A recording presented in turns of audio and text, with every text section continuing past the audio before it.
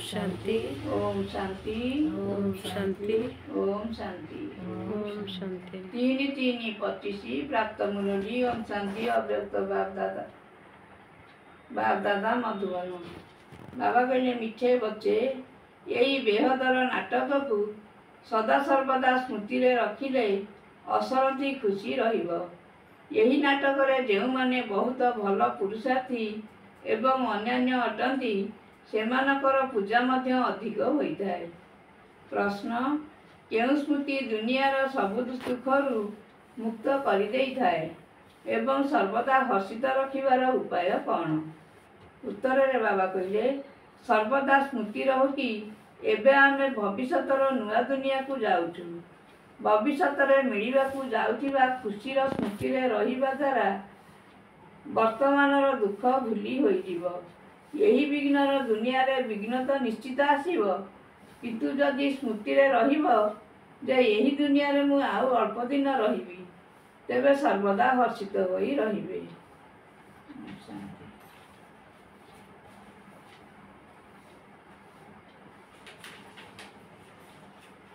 धारणा पाई मुख्य सारांश 1 नंबर बुद्धिमान होई निजर सबकिछि धनिक नाम रे अर्थात ईश्वरीय सेवार सफल करबाकू हेब।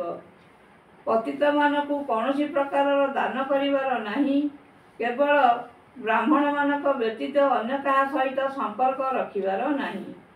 2 नंबर बुद्धि रूपक झुलामुणी रे एपरी कौनसी छिद्र न थाउ जहा द्वारा सबु ज्ञान बाहरी जाउथिबो। बेहदर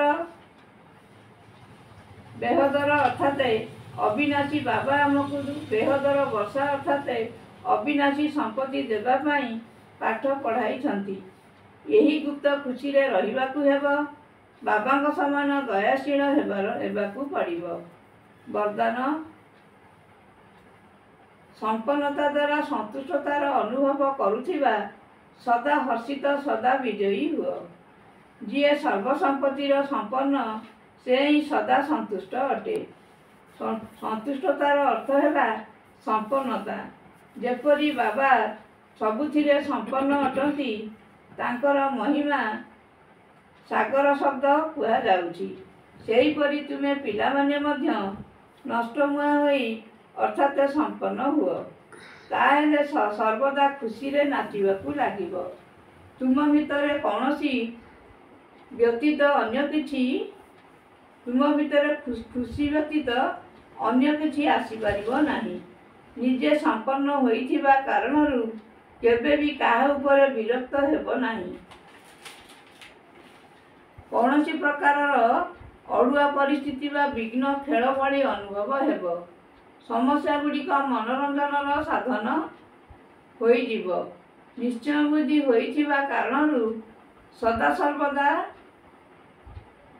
निश्चय बुद्धि होइथिबा कारणरु सदा हर्षित होई रहुथिबे एवं विजयी हेउथिबे। स्लोगान संवेदनशील परिस्थिति गुड़िकरे विचलित हुंतु नाही। सेथिरु शिक्षा ग्रहण करी निजकू परिपक्व कर। अव्यक्त इशारा सत्यता एवं सभ्यता रूपी संस्कृति को अपनाओ। 3 रे बाबा कहले जोर रे आसी जदि कई सत्यता को सिद्ध करुअछि तेबे निश्चित रूपे सेथिरे किछि ना किछि असत्यता समाहित होई रहिछि। केतेक संतानकर एपरी भाषा होई गलानी मु संपूर्ण सत्य कहूछि, सतकड़ा 100% कहूछि, किंतु सत्य को सिद्ध करिवार आवश्यकता ही नाही।